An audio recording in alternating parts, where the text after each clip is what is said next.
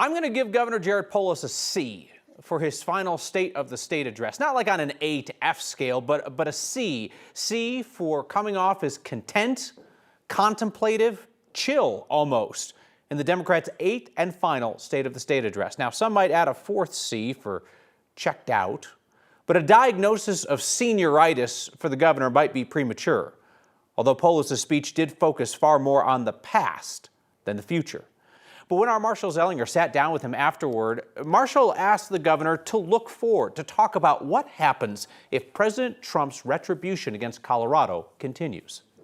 You know, we have over 50 pending legal cases against the federal government. We've actually won on some of them where funding has been released and unfrozen. So you're just relying on the AG to sue? Well, I also, of course, call on the administration to stop illegally withholding funds. I mean, I've said that many times.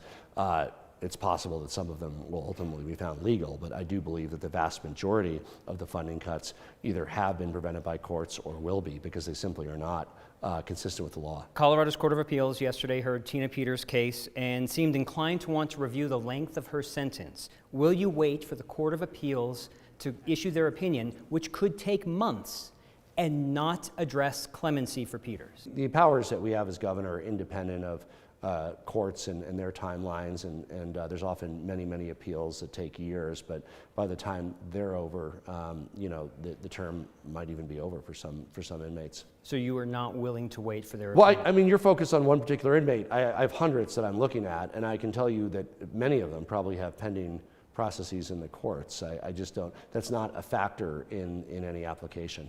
We've talked about releasing Tina Peters might get President Trump off your back, but there's also mail-in ballots. Colorado uses mail-in ballots. Is there any length to what you would change in Colorado to get the attention away from President Trump? I have no idea what, as I said, what the president is mad at. It's many things. He really hates mail-in ballots, and I'm a strong supporter of mail-in ballots. It's in our state constitution.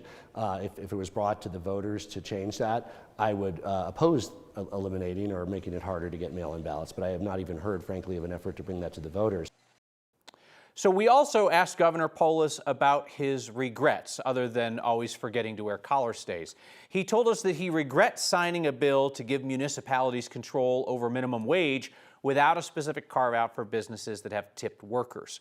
Last year, the legislature passed a law to slow the minimum wage increase for workers who get tips.